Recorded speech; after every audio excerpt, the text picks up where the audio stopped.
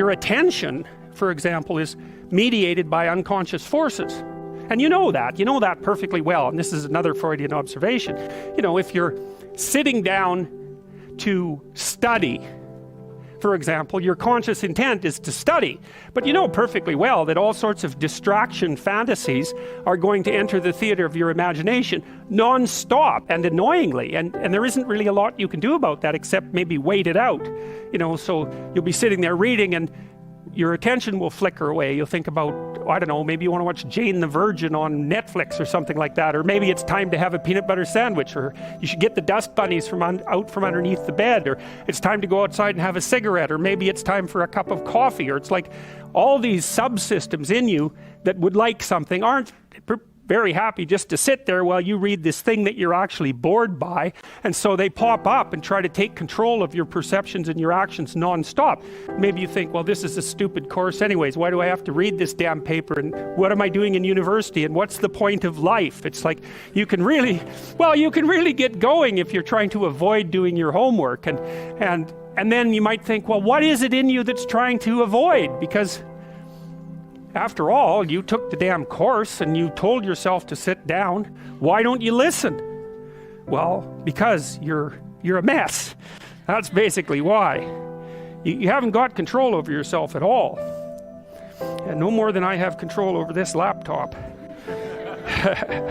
Okay, so there's the memory function of the unconscious, and there's the dissolutive function. That's an interesting one. The unconscious contains habits, once voluntary, now automatized, and dissociated elements of the personality, which may lead a parasitic existence. That's an interesting one. I would relate that more to procedural memory. You know, so what you've done is practice certain habits, whatever they might be. Let's call them bad habits. And you like those things to get under control, but you can't. So maybe when you're speaking, for example, you use like and you know, and you say a lot. And you've practiced that, so you're really good at it. And you'd like to stop it, but you don't get to, because you've built that little machine right into your being, right? It's neurologically wired, and it's not under conscious control. And anything you practice becomes that. It becomes part of you, and that's another element of the unconscious, a different part. And then there's a creative part, which is that, well, you know, you're sitting around and maybe you're trying to write something, or maybe you want to produce a piece of art or a piece of music, or maybe you're just laying in bed dreaming and you have all these weird ideas, and especially in dreams, it's like, where do those things come from?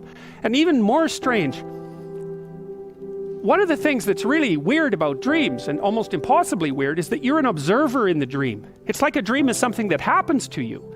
Well, you're dreaming it, theoretically, so how is it that you can be an observer? It's almost like you're watching a video game or a movie, but you're producing it, at least in principle, although the psychoanalysts would say, well, no, not exactly. Your ego isn't producing it, your unconscious is producing it. It's a different thing. It's a different thing. And of course, Jung would say, well, it's deeper than that. The collective unconscious might be producing it. It's, in some sense, it isn't you exactly, or it isn't the you that you think of when you think of you. And that's the ego from the Freudian perspective, the you that you identify with. That's the ego. And outside of that is the unconscious. The id, that's more the place of impulses, and you could think about those as the biological subsystems that can derail your thinking, right? And that govern things like hunger and sex and aggression and your basic instincts is another way of putting it.